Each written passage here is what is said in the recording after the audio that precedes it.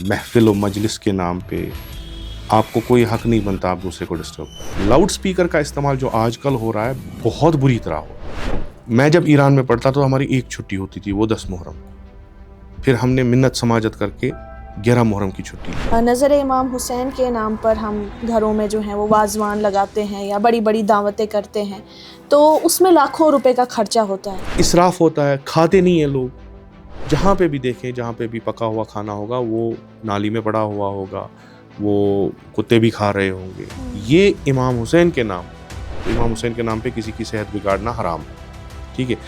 इमाम हुसैन के नाम पे माहौल को आलूदा करना हराम है। यानी अगर 10 बंदों ने कहा है कि नहीं जी आप स्पीकर ऑन रखें, हम घर पे सुनेंगे, लेकिन यहाँ से एक बंदा आया उसने कहा मैं डिस्टर्ब हूँ, खत्म। अगर इमाम हुसैन अलैहिस्सलाम खुद बराह रास्त कश्मीर आएँ और यहाँ मुहर्रम को देखें किस तरह मनाया जाता है, तो क्या ऐसी बातें होंगी जिनसे वो खुश होंगे और कौन सी ऐसी बातें होंगी जिनसे वो मना करेंगे? इमाम हुसैन उस पर थोड़े नाउमीद ही होंगे कि ये लोग जो है जज्बाती तो बहुत हैं, खुलूस इनमें है, लेकिन इन्होंने इस मकतब को एक बेहतरीन कौम की रेस में आने के लिए इस्तेमाल नहीं किया है। इमाम हुसैन शियों की कोई जागीर है नहीं। अहले बैत अतहार अलैहिस्सलाम शियों की जागीर नहीं है या किसी कौम की जागीर नहीं कि या लैतना कुन्ना माअकुम, काश मैं आपके साथ होता, मैं आपके दुश्मनों से लड़ता, मैं यजीद के लश्कर से लड़ता। यजीद आज भी है, दुश्मन आज भी हैं, तो लड़ो। हाँ, अब तीर नहीं उठाने, इल्म से लड़ो, फिक्र से लड़ो, टेक्नोलॉजी से लड़ो, काम से लड़ो।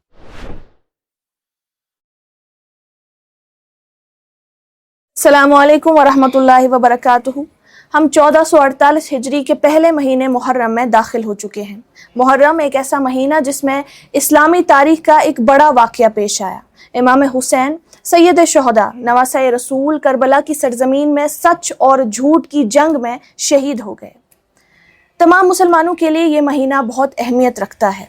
ख़ास तौर पे शिया फ़िक़्ह के मानने वाले इस महीने में अज़ादारी करते हैं। कश्मीर ऑब्ज़र्वर के आज के शुमारे में हम जानेंगे कि कश्मीर में ये अज़ादारी किस तरह से होती है और किस तरह से होनी चाहिए, इस पर भी बहस करेंगे। और हमारे साथ इस गुफ्तगू में शामिल होंगे जनाब आगा सैयद हादी, जो यहाँ के मशहूर व मारूफ उलमा में से एक हैं और यहाँ के नौजवानों में खासे मकबूल भी हैं। आइए जानते हैं इनसे मुहर्रम के बारे में। हादी साहब, आज हमारे साथ जुड़ने का आपका बहुत बहुत शुक्रिया। आपका भी बहुत बहुत शुक्रिया। जी हादी साहब, पूरी दुनिया में जो है अज़ादारी की जाती है, पूरी दुनिया के मुसलमान अज़ादारी करते हैं, मुहर्रम मनाते हैं। कश्मीर में जिस तरह से मुहर्रम मनाया जाता है या अज़ादारी की जाती है, उसकी क्या सिमिलैरिटीज़ हैं बाकी की दुनिया से और क्या डिफरेंसेस हैं, या कुछ ऐसे यूनिक एलिमेंट्स जो सिर्फ कश्मीर की अज़ादारी में पाए जाते हों? बिस्मिल्लाहिर्रहमानिर्रहीम।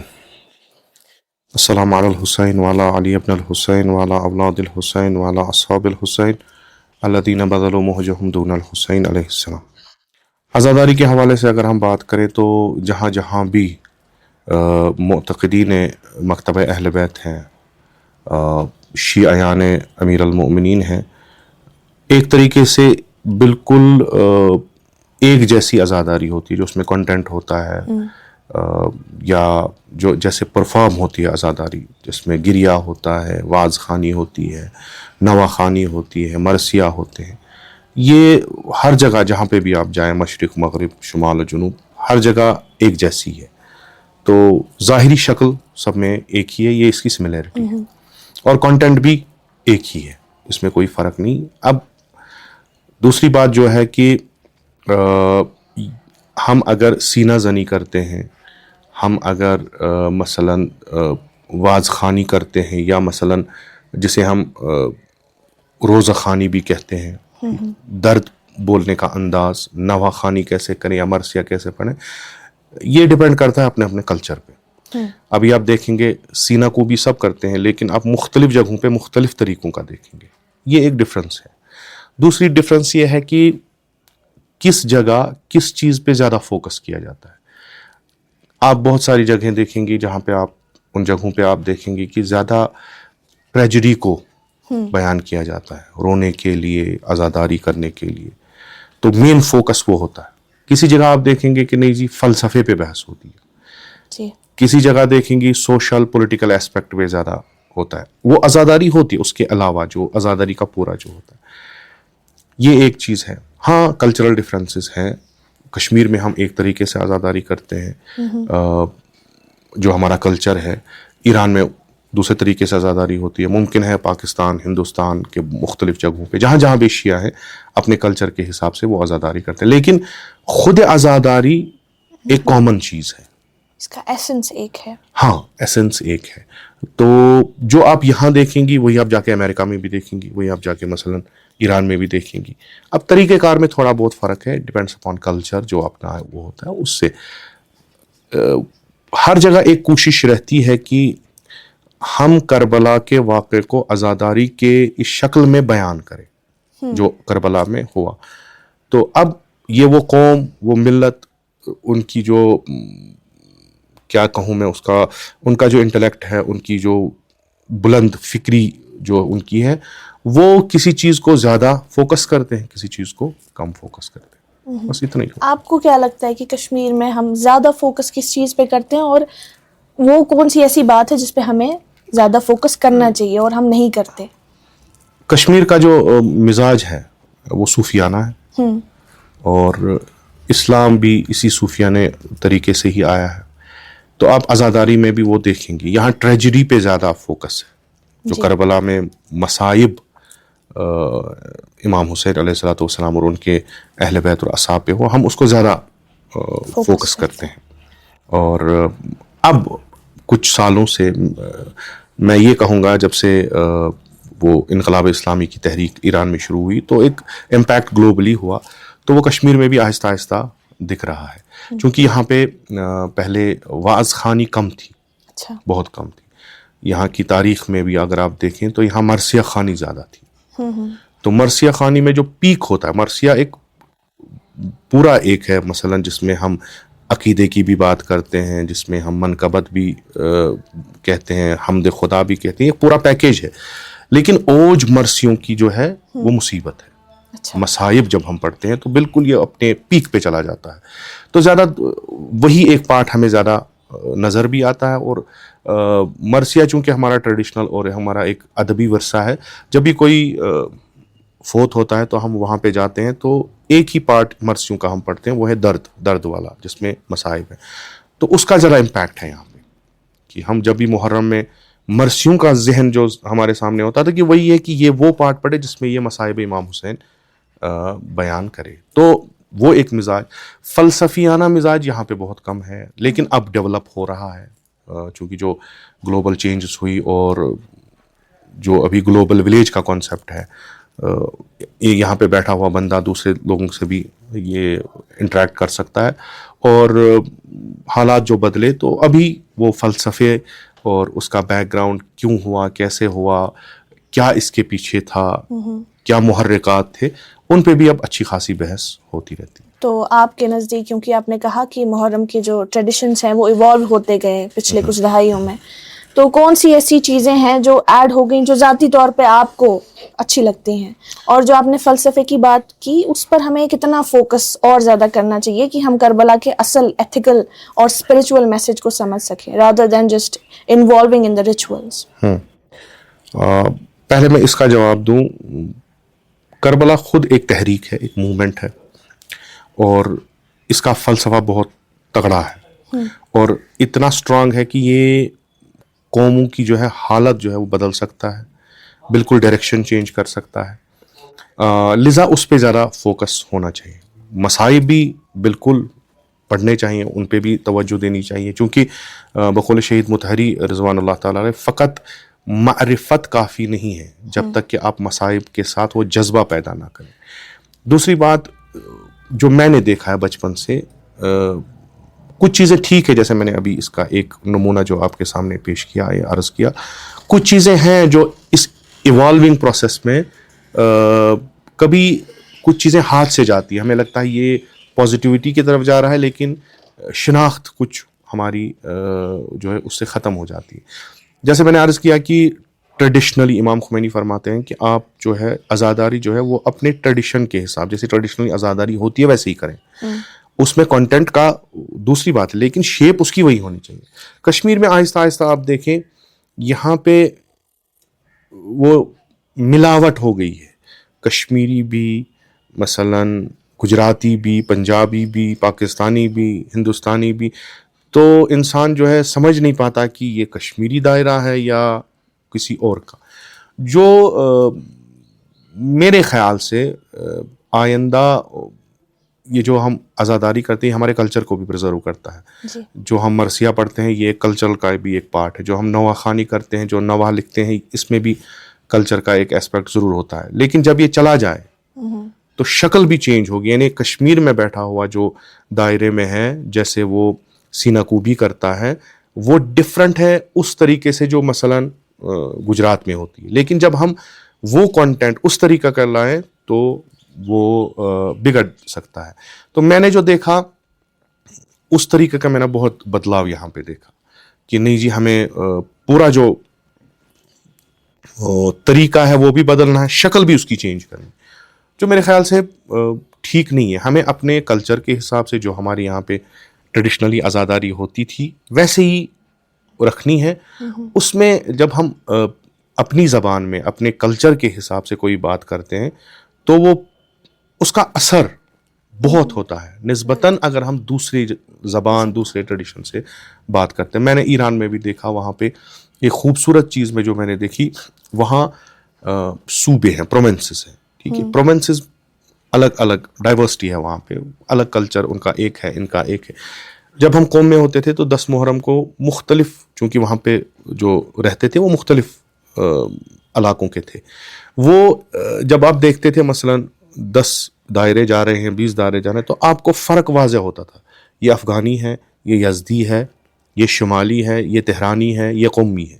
وہ کیسے؟ ان کا وہ طریقہ، ان کی زبان، چونکہ ان کی اپنی اپنی محلی زبان بھی ہے، تو وہ اسی میں نوحہ بھی کرتے تھے، اسی طریقے سے سینہ کوبی بھی کرتے تھے، اسی طریقے سے چلتے بھی تھے. تو بالکل پتہ چلتا یہ ایران ہے، لیکن ایران میں مختلف لوگ ہیں. ہاں، تو اپنا اپنا کلچر جو ہے وہ یہاں پہ ریپرزینٹ کرتے ہیں.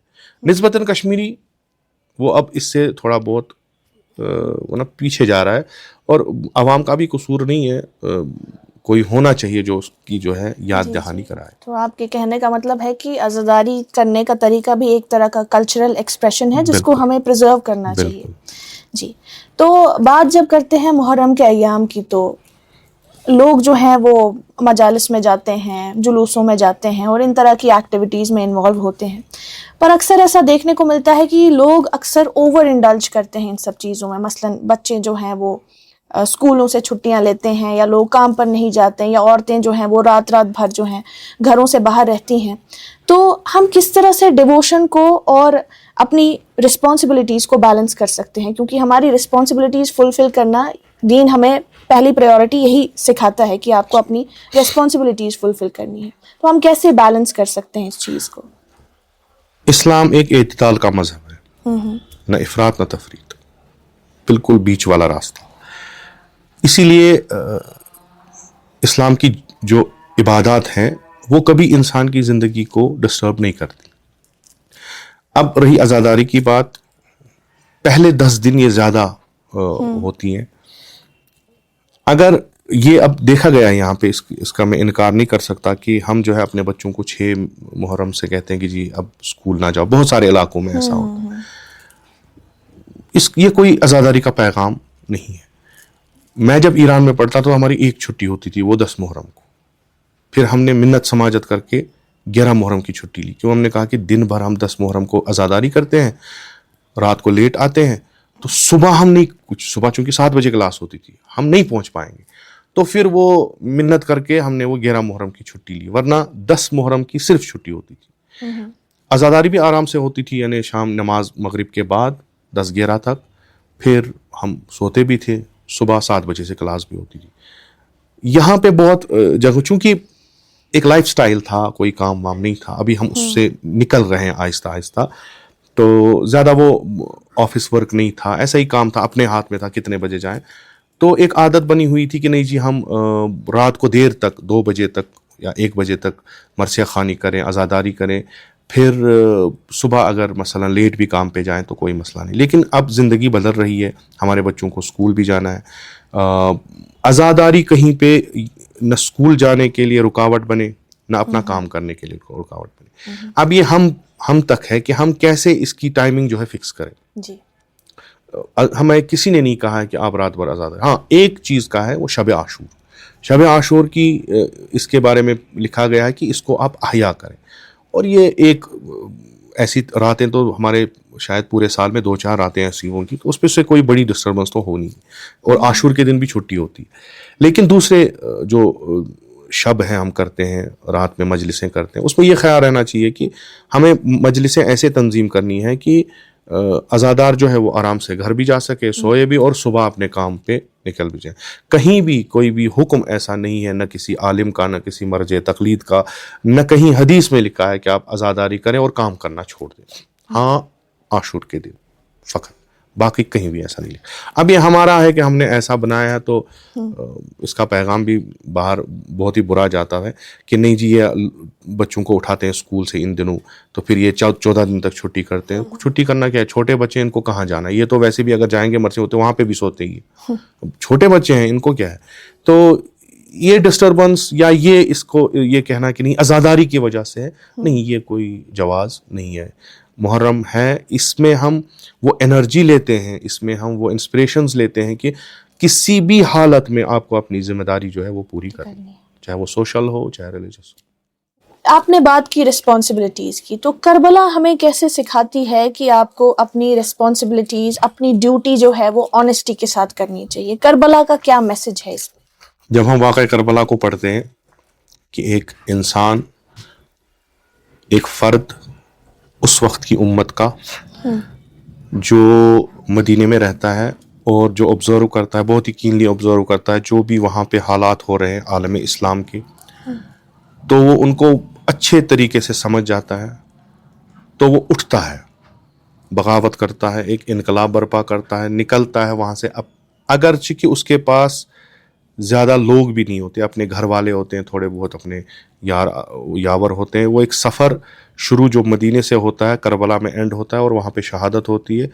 جو وہ بندہ جس ذمہ داری کے ساتھ وہ مدینے سے نکلا, وہ وہی ہے کہ میرے کسی بھی کام کا امپیکٹ پڑ سکتا ہے, اور اگر میں نے احساس ذمہ داری کی کہ کوئی ایسی بات ہو رہی ہے, کوئی ایسا عمل ہو رہا ہے جس سے مستقبل میں اس امت اور انسانیت پہ کوئی برا اثر پڑے گا, یہ میں جان پا رہا ہوں. فقط جاننا کافی نہیں ہے, بلکہ مجھے اس پہ کوئی نہ کوئی قدم اٹھانا ہے. اس کو بالکل ذہن سے ہٹا کے کہ میرے ساتھ 1,00,000 ہیں, 200 ہے, 100 ہے, بالکل نہیں. مجھے اپنی ذمہ داری نبھانی ہے. یہ سمپل ایک واقعہ, کسی بھی تحلیل و تجزیے کے بغیر اگر ہم اس واقعے پہ دیکھیں تو یہ پیغام جو امام حسین علیہ الصلوۃ والسلام کا ہے وہ ہر ایک انسان کو ہے. اگر آپ سمجھ رہے ہیں کہ آپ کو ایک رول ادا کرنا ہے, تو وہ یہ ذمہ داری کا احساس جب ہوا تو آپ کو کرنا ہے, رسپانسبلٹی ہے. آپ یہ نہ دیکھیں کہ آپ کے ساتھ ہے کوئی یا نہ ہے, آپ کو کرنا ہے چونکہ آپ نے سمجھا ہے. اگر کوئی سوسائٹی میں کوئی ایسا منکر جنم لیتا ہے, کوئی ایسی بری چیز جنم, میں یہ سمجھوں گا, آپ دیکھتے ہیں لوگ جب اٹھیں گے تبھی میں اٹھوں گا. امام حسین کہتے ہیں نہیں ایسا نہیں ہونا چاہیے, اٹھو, قدم اٹھاؤ. کربلا خود ایک اس ریسپانسبل شخصیت کی داستان ہے جس نے نہ مال نہ دولت نہ یار و یاور دیکھے, فقط ایک جو میرا وظیفہ ہے, جو میری ذمہ داری ہے وہ میں نبھاؤں گا. اب جو اس واقعے کی جو ہے یاد مناتے ہیں, تو پہلا جو ان کی جو فرض ہے ان پہ, جو یہ پیغام بھی ہے, درس بھی ہے, اور میں کہوں گا حکم امام حسین اور سیرت امام حسین علیہ الصلوۃ والسلام بھی ہے کہ ایک ذمہ دار شخص, ایک ریسپانسبل شخص بن کر سوسائٹی میں رہو, اور ہر وقت اپنی ریسپانسبلٹی چاہے کسی بھی فیلڈ میں ہے وہ بہترین طریقے سے نبھاؤ. نظر امام حسین کے نام پر ہم گھروں میں جو ہیں وہ واضوان لگاتے ہیں یا بڑی بڑی دعوتیں کرتے ہیں, تو اس میں لاکھوں روپے کا خرچہ ہوتا ہے. تو آپ کے نزدیک کیا یہ کرنا صحیح ہے؟ اس کی کیا لمٹ ہونی چاہیے؟ اور اگر ہم کچھ پیسہ بچا کر اس کو کمیونٹی ویلفیئر میں لگائیں تو وہ کیسا ہوگا؟ پہلا نقطہ یہ کہ فقط کشمیر میں نظر امام حسین نہیں ہوتا, جہاں جہاں بھی مسلمان ہے اور بالخصوص شیعہ ہے, نظر امام حسین ہوتا ہے, اور اس پہ پیسے خرچ ہوتے ہیں. ٹھیک ہے, اس کے پیچھے جو ایک سبب یہ ہے کہ میں اپنے گھر میں ذکر امام حسین کرنا چاہتا ہوں. ٹھیک ہے, اس سے برکت ہوتی ہے, جیسے ہمارے احادیث میں مجلس میرے گھر پہ ہونی چاہیے. ٹھیک ہے, میں امام حسین کے نام پہ امام حسین کے عزاداروں کو کھانا کھلاؤں گا. یہ میرا اپنا جو ہے شوق ہے, یہ بھی روایت پہ آیا ہے. ادھر تک کوئی مسئلہ نہیں ہے, یہ آج نہیں ہو رہا, یہ صدیوں سے ہوتا آ رہا. جب لوگوں کے پاس کچھ بھی نہیں تھا وہ بیچتے تھے کچھ, پھر عزاداروں کو بلاتے تھے, ہمارے گھر میں آپ مرثیہ پڑھیں, ہمارے گھر میں آپ ماتمداری کریں, تو پھر نظر امام حسین کھائیں. یہاں تک کوئی مشکل نہیں ہے. اب مشکل وہاں پیدا ہوتی ہے جہاں پہ حد سے گزر جاتا ہے بندہ. ایک نظر ہے, ایک امام حسین کی نظر ہے, ایک ماتمداری کرنی ہے, کوئی وہ خوشی کا مقام نہیں ہے. تو یہ ہر جگہ دکھنا, میرے کپڑوں سے جب دکھے گا تو میرے کھانے سے بھی دکھنا چاہیے, ٹھیک ہے. جب تک یہ اعتدال میں رہے گا تب تک ٹھیک ہے. دوسرا نقطہ جو ہے, کشمیری جو ہے وہ مہمان نواز ہے, یہ بائی نیچر ایسا ہے.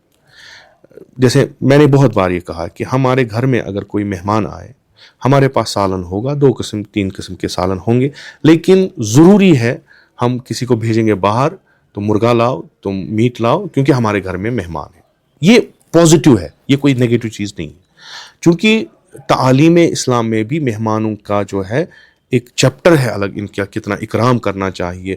حتیٰ کہ حدیث ہے پیغمبر اکرم صلی اللہ علیہ وسلم سے کہ مہمان کا جو ہے اکرام کرو, اگرچہ وہ مہمان کافر ہی کیوں نہ ہو. یہ ہاسپٹیلٹی کا ایک وہ ہے.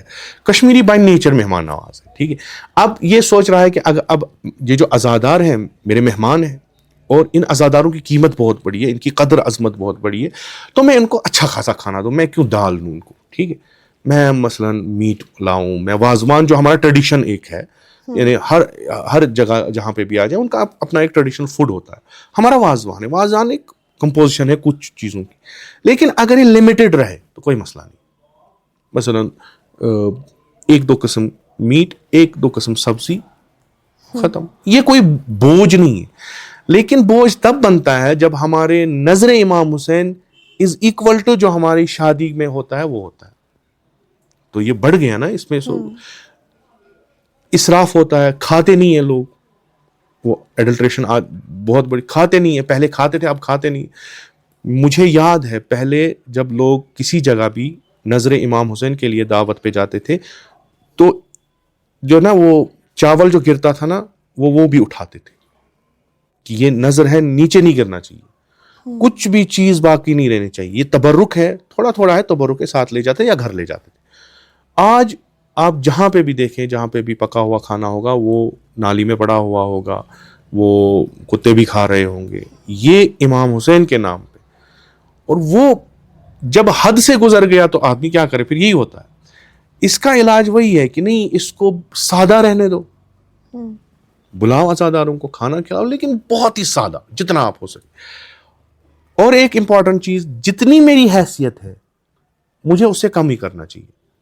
میری حیثیت ہے میں 1 لاکھ روپے خرچوں, میں 50,000 ہی خرچوں تو کوئی مسئلہ نہیں. امام حسین میرا گلا نہیں پڑے گا, نہیں کہے گا کہ آپ کو 1 لاکھ کا دینا تھا واضوان. یہ ایک. دوسرا, اس پہ بہت خرچہ ہوتا ہے آج کل, ٹھیک ہے. اب کون مانے کون نہ مانے دوسری بات ہے. کوئی کہے گا نہیں جی اب یہ بندہ کہتا ہے کہ ہم امام حسین کے نام پہ کھانا بھی نہ دیں, نہ ایسی بات نہیں ہے, سادہ. یہاں پہ دوسرے فیلڈز پہ جب ہم دیکھتے ہیں ہماری ضرورت بہت ہے, ٹھیک ہے. مریض ہمارے ہیں جن کے پاس پیسے نہیں ہے کہ وہ اپنا علاج کریں, اسٹوڈنٹس ہمارے ہیں جن کے پاس فائنینشیل اسسٹنس نہیں ہے وہ کوئی بڑا جو ہے ڈگری کر سکیں, ایسے محتاج لوگ ہیں جن کے پاس کھانا بھی نہیں ہے, ٹھیک ہے. اب اسی امام حسین کے نام پہ یہی بچانے والا ہے, بچائے گا تو یہی سفینۃ النجات ہے. اگر میرے گھر میں نظر امام حسین ہوتا اور میں اس پہ مثلا 50,000 روپے خرچ کرتا ہوں, میں ایک کام کر سکتا ہوں, میں 40,000 خرچ کروں, 10,000 بچاؤ, ٹھیک ہے. یہ 10,000 میں اس کام کے لیے دوں اسی امام حسین کے نام پہ, امام حسین کے نام پہ, اس کام کے لیے, اس ضرورت مند کے لیے جو میری نظر میں ضرورت مند ہو اور یہ کام ضروری ہو, اس کے لیے کرنا ہے. اس میں کوئی حرج نہیں ہے. کھانا بھی دیا, فقط 1 سالن کم کیا, اس سے 10,000 روپے بچ گئے, وہ اٹھا کے میں نے مثلا کسی ہاسپٹل کو دیے, کسی انسٹیٹیوشنس کو دیے, جیسے بھی میری ہو, یا کوئی ایسا کام اگر کر رہا ہے کہ کمیونٹی کے لیے کام کرنا, اس کو دے دیے اسی امام حسین علیہ الصلوۃ والسلام کے نام. میرے خیال سے یہ بہت بڑی رقم ہو سکتی ہے. اور اگر کوئی ایسا بندہ یا ایسا تشکل ہمارے قوم میں ہو جو یہ پیسہ کسی بڑے انسٹیٹیوشن پہ انویسٹ کرے, چاہے وہ ایجوکیشنل انسٹیٹیوشن ہو, ہیلتھ انسٹیٹیوشن ہو, کسی پہ تو کل کسی کو بھیک مانگنے کی ضرورت نہیں پڑے. کوئی اگر محتاج ہو تو آلریڈی وہاں پہ فائنانس ہوتا ہے, امام حسین کے نام پہ ہوتا ہے, وہ ہر سال ہوتا ہے, اس میں ساری فیسلٹیاں ہیں. اب آپ کے پاس پیسے نہیں, آپ اٹھ کے جاؤ وہاں پہ علاج کراؤ یا اپنے بیٹے کو پڑھاؤ. یہ بھی ہو سکتا ہے. اسی امام حسین کے نام پہ کھانا بھی مل سکتا ہے اور قوم بھی جو ہے وہ ترقی کر سکتی ہے. جی ہاں, آپ نے بڑا لاجیکل جواب دیا, لیکن لوگوں کی سمجھ تک یہ بات پہنچ نہیں پاتی. ہم دیکھتے ہیں کہ ایموشنل ایکسپریشن اور ریچولز میں انڈلجنس زیادہ ہے ایز کمپیئر ٹو کہ آپ ایک لاجیکل سلیوشن نکال کے کچھ ایسا کریں جو آپ کے لیے بھی بینیفیشل ہو اور دوسرے لوگوں کے لیے بھی. ہم نے فوڈ ویسٹیج پہ بات کی, تو دیکھا جاتا ہے کہ سبیلوں میں جو پانی بٹتا ہے یا جو کھانا دیا جاتا ہے وہ اکثر بیشتر جو ہے اس کا کچھ حصہ جو ہے وہ ویسٹ ہو جاتا ہے. اسپیشلی اگر بات کریں پانی کی, تو آج کل پلاسٹک باٹلز میں جو ہے وہ پانی دیا جاتا ہے, اور لوگ جو ہے وہ پلاسٹک باٹل سے پانی پی کے اس کو سڑک پہ پھینک دیتے ہیں. تو سڑکوں کا بھی کچرا جو ہے ان دنوں کافی بڑھ جاتا ہے. تو کوئی ایسا سسٹینیبل سولوشن جو ہم استعمال کر سکیں جس کی وجہ سے یہ پلاسٹک ویسٹیج کم ہو اور سبیلیں بھی جو ہیں ان میں بھی پانی جو ہے وہ عزاداروں کو دیا جائے. امام حسین علیہ السلام اس سفر میں بہت دفعہ ایک ذکر کرتے ہیں کہ ہماری سوسائٹی, ہماری قوم, آج کی دنیا جو ہے ان میں اچھے کام نہیں دکھ رہے. معروفات مثلا, معروفات جو ہے جو بینیفیشل ہو ہیومینٹیز کے لیے, کوئی بھی معروف, ٹھیک, کوئی بھی ایسا کام جس سے انسانیت کے لیے فائدہ مند کہیں وہ معروف ہے. ساتھ ہی فرماتے ہیں کہ منکرات, برے کام جو ہارمفل ہیں ہیومینٹی کے لیے, وہ سر اٹھائے ہیں آج کل, ان کو بڑا وہ آگے چلایا جاتا ہے. اگر اس نقطے کو آپ دیکھیں, جو بھی چیز ہارمفل ہو انسان کے لیے وہ نہیں کرنی چاہیے. یہ پیغام ہے امام حسین, خصوصاً آج کے دن, یعنی آج دنوں میں. اگر ہمیں ایسا لگ رہا ہے کہ ہم کوئی خدمت کر رہے ہیں, ہم کوئی پیغام پہنچا رہے ہیں امام حسین علیہ السلام کے نام پہ, جیسے پانی بہت اچھا کام ہے. یہ پانی کی بوتل سے آپ وہ عطش کا پیغام جو ہے ایک بندے کو دے رہے ہیں, بالکل کچھ کہے بغیر, کچھ بھی نہیں کہنا ہے, پانی دینا ہے, اوپر سبیل لگی ہے, اس پہ مثلا امام حسین کا نام لکھا ہے, لینے والا بالکل اس کا جو ذہن ہے وہ وہیں جاتا ہے کہ یہ کیوں دے رہے ہیں, ہمیں کچھ ہوا ہے ایسا. لیکن آرگنائزرز کو یہ ضروری ذہن میں رکھنا ہے کہ امام حسین اجازت نہیں دے رہا ہے کہ آپ کسی کو پانی دے اور ماحول گندا کرے, یہ منکر ہے. امام حسین خود امر بالمعروف اور نہی عن المنکر کے لیے نکلے ہیں. تو امام حسین کا عزادار, امام حسین کا پیروکار کیسے وہ کام کر سکتا ہے کہ جس سے پوری سوسائٹی جو ہے برباد ہوگی؟ پلاسٹک تو ہارمفل ہے, زمین کے لیے بھی, انسان کے لیے بھی. اب اسے دیکھنا ہے کہ میں کیسے سرو کروں کہ جس میں منکرات نہ بڑھے, معروفات بڑھے. ٹھیک ہے, یا تو اسے پلاسٹک یوز ہی نہیں کرنا ہے اگر ہارمفل ہے. دوسرا کوئی میڈیم دیکھنا ہے کہ میں کیسے پانی پلاؤں. پانی آج نہیں پلاتے ہیں, پانی بالکل کربلا کے بعد سے ہی شروع ہوا, اور ہر زمانے میں ہر جگہ پہ جہاں بھی امام حسین کا پیغام گیا, عاشورہ کا پیغام گیا, تو وہاں سب نے پانی پلایا, پانی پیا بھی. اور ہم کہیں گے نہیں جی آج ایک ہی میڈیم ہمارے پاس ہے وہ پلاسٹک ہے, ہم اسی میڈیم کے ذریعے جو ہے یہ کر سکیں. نہیں, وہ ہمیں وہ آرگنائزر اس کو دیکھنا ہے. اگر یہ ہارمفل ہے صحت کے لیے تو امام حسین کے نام پہ کسی کی صحت بگاڑنا حرام ہے. ٹھیک ہے, امام حسین کے نام پہ ماحول کو آلودہ کرنا حرام ہے, کیونکہ یہ خود فتوائے امام حسین علیہ السلام, وہ خود کہہ رہے ہیں کہ ارید ان آمر بالمعروف وانہی عن المنکر, میں تو امر بالمعروف کرنا چاہتا ہوں, نہی عن المنکر کرنا چاہتا ہوں, اور اس سے میں اصلاح امت کرنا چاہتا ہوں. میں عزادار ایسا کام کروں جس سے پورا ماحول ہی بگڑے.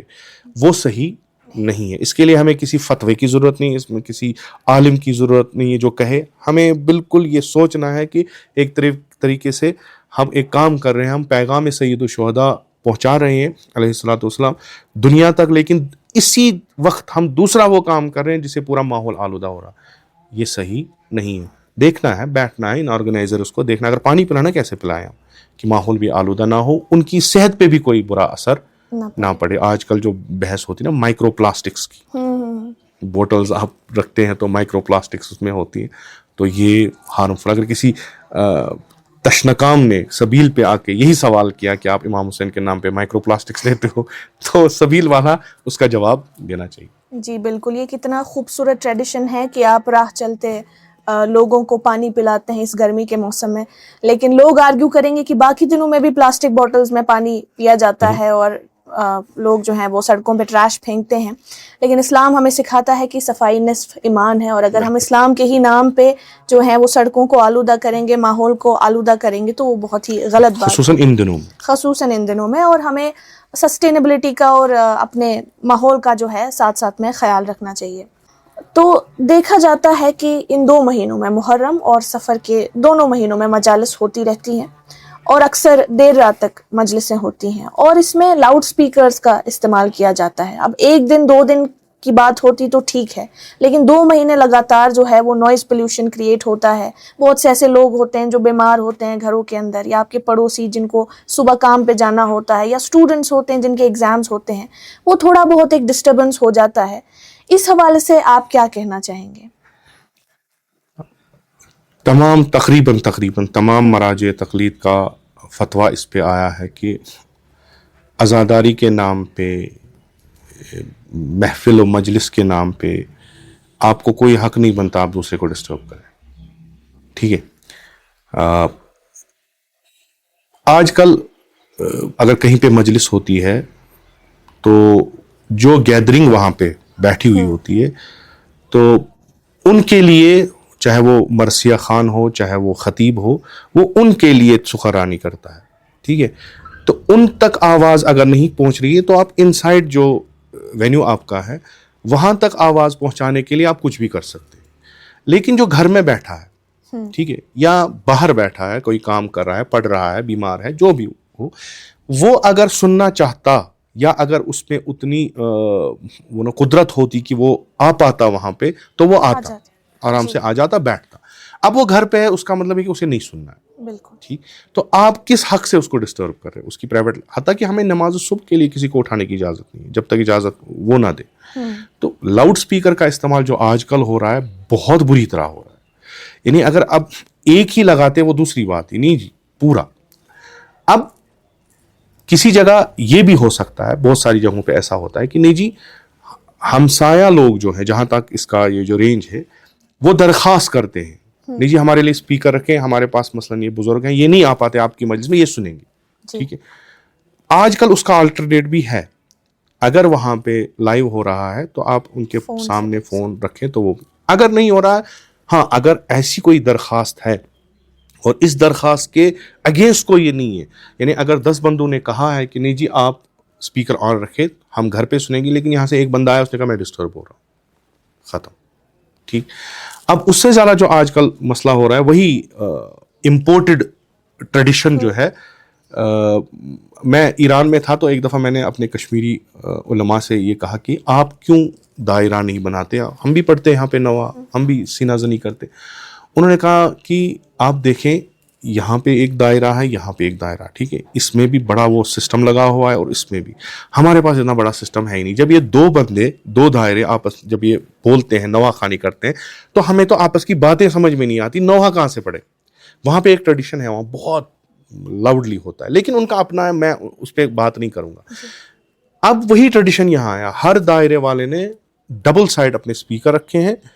تو جو نوحہ خان ہے، پہلے تو ایسا تھا ہی نہیں، ایک نوحہ خان پڑھتا تھا، ایک بیچ میں رہتا تھا، تو اس کی آواز دوسروں تک پہنچاتا تھا، یا اس کے پاس وہ کاغذ واقع ہوتا تھا. اب مسئلہ یہ ہے کہ اب اگر کوئی سننا چاہے اس دائرے کا نوحہ کیا ہے اور اس کا نوحہ کیا ہے، میں سننا چاہتا ہوں اس کا بھی اور اس کا بھی، نہیں سن پاتا، اتنا لاؤڈ ہوتا ہے اس کا بھی، اور بیچ میں آواز ٹکراتی ہے اور پوری ڈسٹربنس ہوتی ہے. نہیں ہونا چاہیے. اگر آپ امام باڑے میں ہیں، آپ وہیں پہ رکھیں، اندر اسپیکر رکھیں، ان تک پہنچائیں، آواز کافی ہے، ضروری ہے. اور جیسے میں نے عرض کیا کہ مراجع کرام کا یہ فتویٰ بھی ہے کہ حرام ہے. آپ جامع مسجد میں، جہاں آپ کی مسجد ہو، ٹھیک، آپ اذان پڑھ سکتے ہیں لاؤڈ سپیکر پہ، تاکہ لوگوں کو وقت کا پتہ چلے. اذان کے بعد جو دعا ہے وہ آپ لاؤڈ سپیکر نہیں پڑھ سکتے، فقط اذان. اگر اس ایریا میں ایک مسجد ہے، جامع مسجد، اگر وہاں پہ اذان ہوتی ہے، دوسری مسجدوں میں لاؤڈ سپیکر اذان نہیں ہونی چاہیے، وہاں پہ اندر اذان ہونی چاہیے. یہ ایک سسٹم ہے.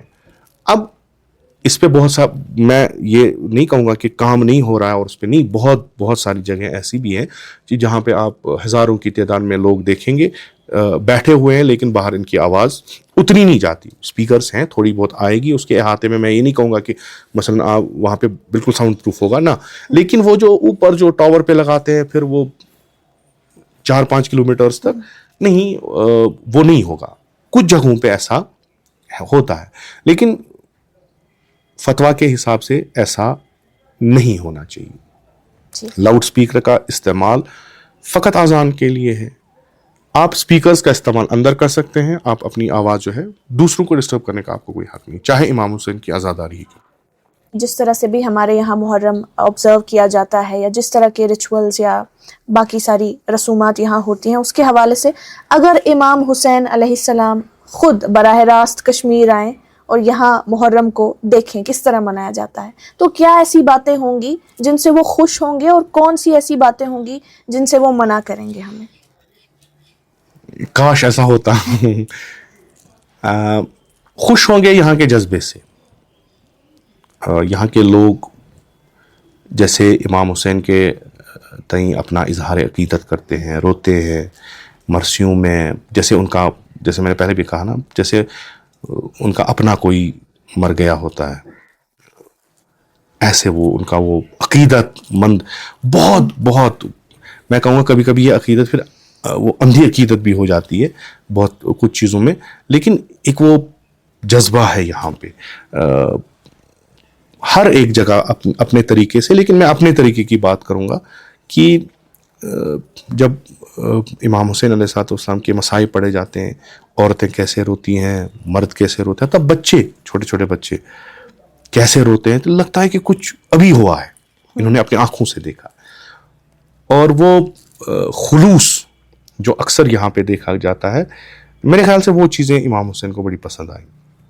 जो चीज़ें होनी चाहिए कि नहीं, इमाम हुसैन के नाम पे एक कौम डेवलप हो जाए इन ऑल रेस्पेक्ट्स, कि ये कौम नमूना बने कि ये हुसैन के फॉलोअर्स हैं, ये इल्म के लिहाज से भी, फ़िक्र के लिहाज से भी, तरक्की के लिहाज से भी, टेक्नोलॉजी के लिहाज से भी डेवलपिंग है या डेवलप्ड है बिना में इमाम हुसैन. और ये इंस्पिरेशन लेते हैं इमाम हुसैन से, उनकी दरसगाह से वो जज्बा लेते हैं कि ये हर कोई हर्डल पार करने के लिए तैयार है. कुरान की जो आयत है अंतमुल आलाउन, आप सबसे आला हो, वो उसकी एनर्जी है जो रसूल अकरम सल्लल्लाहु अलैहि वसल्लम का हदीस भी है, फरमाते हैं इन्ना लिक़त्लिल हुसैन हरारतन फ़ी क़ुलूबिल मोमिनीन, इमाम हुसैन की शहादत से मोमिनीन के दिलों में एक हरारत है, ला तबरद अबदा, जो कभी ठंडी नहीं होगी. तो ये हरारत, ये एनर्जी जो है एक कौम को हर लिहाज से जो है ऊपर उठानी चाहिए. तो मेरे ख्याल से इमाम हुसैन उस पर थोड़े नाउमीद ही होंगे कि ये लोग जो है जज्बाती तो बहुत हैं, खुलूस इनमें है, लेकिन इन्होंने इस मकतब को एक बेहतरीन कौम की रेस में आने के लिए इस्तेमाल नहीं किया है. तो इंशाल्लाह उम्मीद है, मैं ये नहीं कहूँगा, मैं नाउमीद नहीं हूँ, इंशाल्लाह उम्मीद है जैसे यहाँ पे हो रहा है अभी, देर से ही सही, या हर एक कौम के बदलने का एक टाइम होता है, एक असबाब होते हैं, और कश्मीर में भी ऐसा अब हो रहा है. तो इंशाल्लाह बहुत जल्दी हम देखेंगे यही मकतब, सैयद शुहदा अलैहिस्सलाम का मकतब बाइस बनेगा कि कश्मीरी कौम जो पोटेंशल रखती है, जिसमें इस्तेदाद है, काबिलियत है, मैं कश्मीरी कौम को कभी भी किसी कौम के से कमतर नहीं समझता. और जितनी भी जहाँ पे भी आप देखेंगे, जहाँ बहुत आला रुतबे पे ये कौम पहुँची है, कश्मीर उससे कम नहीं है. डायरेक्शन की ज़रूरत है, इंस्पिरेशन की ज़रूरत है. शायद यही हरारत शहादत इमाम हुसैन अलैहिस्सलाम बाइस बने और ये कौम जो है तरक्की की राह पे गामज़न हो. अहले सुन्नत के यहाँ भी जो मुहर्रम है वो ख़ासी अहमियत रखता है, और पिछले कुछ सालों में हमने देखा है कि अहले सुन्नत बरादरी के लोग जो हैं, ख़ुसूसन मर्द, वो मजालिस में शिरकत करते हैं या जुलूसों में आते हैं. इस इत्तेहाद को आप कैसे देखते हैं और क्या महसूस करते हैं इसको लेके? इमाम हुसैन शियों की कोई जागीर है नहीं, अहले बैत अतहार अलैहिमुस्सलाम शियों की जागीर नहीं है, या किसी कौम की जागीर नहीं है, चाहे मुसलमान ही क्यों ना हो. अहले सुन्नत वल जमाअत का ये है कि मोहब्बत अहलुल बैत उनके ईमान का जुज़ है, ये उनका अपना अक़ीदा है. तो अगर नहीं सुनते, अगर नहीं आते, तो हमें उन पे सवाल करना चाहिए कि आप क्यों नहीं याद इमाम हुसैन में आते ना. अल्हम्दुलिल्लाह एक अच्छी खासी तादाद मजालिस में भी आती हैं, जुलूसों में भी हाज़िरी देती हैं, सबीले भी लगाते हैं, और दूसरे जो भी काम हैं वो अंजाम देते हैं. हमारे यहाँ पे भी एक मोहल्ला है अहले सुन्नत बरादरी का, तो जितने भी काम پانی کو لے کے پہلے جو بھی دائرے میں جو بھی کام ہوتے تھے وہ خود کرتے، حتیٰ کہ وہ سینہ کوبی بھی کرتے تھے. تو کچھ سالوں سے پررنگ ہوا شاید اس سے کہ اب ہمیں پتہ چلتا ہے مثلا دوسرے ڈسٹرکٹ میں اگر کوئی مجلس ہو رہی ہے تو وہاں پہ کیا ہو رہا ہے اسی سوشل میڈیا کے ذریعے سے. ہمیشہ اہل سنت والجماعت جو ہے شرکت کرتی تھی محرم میں، مجالس میں بھی، اور یہ بھی آج کل کچھ زیادہ ہے. اور جوانوں میں جو مختلف مکتبہ فکر کو پڑھتے ہیں، سمجھتے ہیں، دیکھتے ہیں، وہ جب پھر اپنے اس مکتبہ اہل بیت کا بھی مطالعہ کرتے ہیں تو ان کو بہت کچھ ایسا لگتا ہے کہ ہمیں اس میں اور جاننے کی ضرورت ہے، جو شاید علماء اہل سنت کم ان کو کہتے ہیں. تو میں اس لیے یہ چیزیں مد نظر رکھ کے وہ ان مجالس میں آتی ہیں تاکہ ہمیں پتہ جو چلے، یہ جماعت جو حاضر ہوتی ہے ہمیں پتہ چلے کہ مکتبہ سید الشہداء کیا ہے. ٹھیک ہے، خود امام حسین اتحاد کا محور ہے، نہ فقط شیعہ اور سنی کے لیے. یہ تو اصلا موضوع بحث ہی نہیں ہے، یہ تو آلریڈی ان کے ساتھ ہیں ہی. پوری انسانیت کے لیے اتحاد کا مرکز جو ہے وہ امام حسین ہے. ہم دیکھتے ہیں ابھی جب اربعین ہوتا ہے تو یہودی بھی جاتے ہیں، عیسائی بھی جاتے ہیں، سکھ بھی جاتے ہیں، ہندو بھی جاتے ہیں، ٹھیک ہے، ایتھیسٹ بھی جاتے ہیں، جس کا کوئی دین ہی نہیں وہ بھی جاتا. تو سب کہتے ہیں کہ یہاں پہ نقطۂ اتحاد ہے، مرکز یہاں پہ، چونکہ اس امام نے انسانی اقدار، انسانی ویلیوز کو بچانے کے لیے، انسانیت کو بچا لینے کے لیے اپنا خاندان قربان کیا. اگر ہم انسان ہیں ہمیں اس مرکز پہ آنا چاہیے. تو امام حسین خود اتحاد کا مرکز ہے. ہاں ہمیشہ ایسے دشمن رہے ہیں قوموں کے، ملتوں کے، جو نہیں چاہتے کہ یہ قوم جو ہے ایک ساتھ اٹھے بیٹھے. تو وہ ہمیشہ سے اپنا جو کام کرتے آ رہے ہیں، کبھی کوئی اختلافی مسائل کو چھیڑ کے، کبھی کوئی ایسا پرانی کوئی چیز ہو وہ گڑھے مردے اکھاڑنے سے. فقط ان کا ٹارگیٹ ہوتا ہے یہ دو بھائی جو ہے ایک ساتھ نہ بیٹھے. تو وہ آج بھی ہے، لیکن ان کو ان سازشوں سے جو ہمیں غفلت نہیں برتنی ہے، ان کو بھی ذہن میں رکھنا ہے. لیکن یہ ایک نعمت ہے کہ امام حسین کے نام پہ سب جمع ہوتے ہیں. آپ کشمیر میں بھی دیکھیں بہت ساری مجالس ایسے ہوں گی جہاں پہ غیر مسلمان شرکت کرتے ہیں. یہاں بڑگام میں بالکل شب عاشور جب ذوالجناح نکلتا تھا تو ہماری پنڈت برادری جو تھی ان کے لیے ایک الگ ٹائم رکھا جاتا تھا، اور وہ بالکل مجلس سنتے تھے، اور ان کو اتنی اطلاعات تھی عاشورہ کے بارے میں، وہ کہیں پہ بھی بحث بھی کرتے تھے. تو لذا شیعہ سنی کو چھوڑ کے میں کہتا ہوں کہ امام حسین مرکز اتحاد ہے بشریت کے لیے، انسانیت کے لیے. تو اگر کوئی اس میں آتا ہے اور کچھ فائدہ اسے پہنچتا ہے تو بسم اللہ، یہ تو بہت اچھی بات ہے. ہادی صاحب، آخر میں آپ سے سوال پوچھوں گی جاتے جاتے کہ ایک آئیڈیل مجلس کیسی ہونی چاہیے؟ یہ جو مدرسے میں ہم 1 مہینہ 2 مہینہ بیٹھتے ہیں، اس سے نکلنے کے بعد انسان کے اندر کیا پرسنل ٹرانسفارمیشن ہونی چاہیے؟ وہ خود کو کیسا پائے ان 2 مہینوں کے بعد؟ دیکھیں، ہم یہ بالکل اس پہ یقین رکھتے ہیں کہ کربلا ایک دانشگاہ ہے، یہ تربیت گاہ ہے. اور یہ جو امام حسین تو سال بھر ہمارے ساتھ ہی رہتے ہیں، لیکن یہ 2.5 مہینے یہ انسٹیٹیوشن کھلا ہے. یہاں پہ بالکل فارملی ایجوکیشن دی جاتی ہے.